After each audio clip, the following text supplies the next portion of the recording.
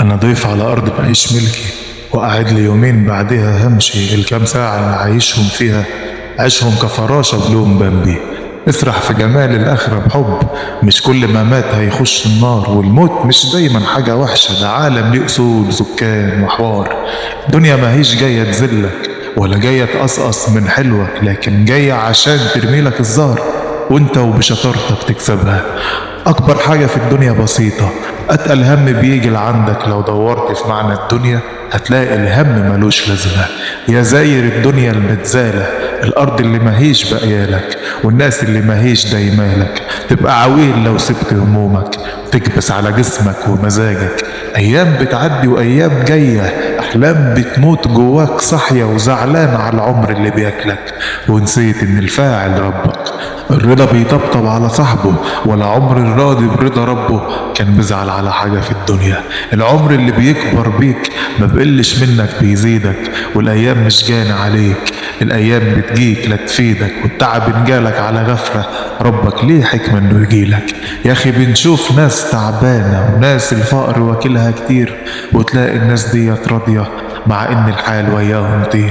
فإن كان الرضا هربان منك وإن كان الحزن ببات عندك، فأكيد فيك حاجة ماهيش مظبوطة، وذنوبك محتاجة تتقصقص.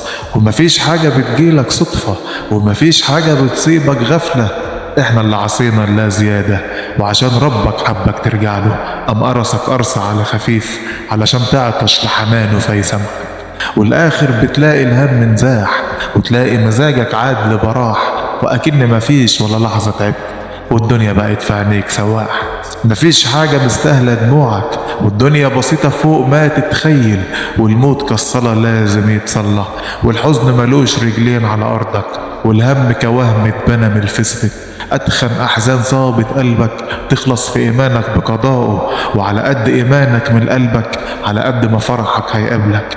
حبيت أقول السطرين دول تقدر تعتبر إن كلامي سطرين على الهامش في حكاية ملهاش عنوان ولا حتى نهاية. مش طالبة معايا أقول عنوان، ولا جاية معايا أقول أسباب، غير إن الأسباب تتساب علشان رب الأسباب بيسبب. وإن النهايات مكتوبة من قبل البدايات ما اتخلقت، وإن اللي بيفهم بيريح. والأرض اللي بتزرع ورد فأكيد هتنبت حاجة حلوة، والمطر اللي بيملى الشارع فأكيد مش نازل على الفاضي. القصة وراها إن وأن ولعل وليت ولكن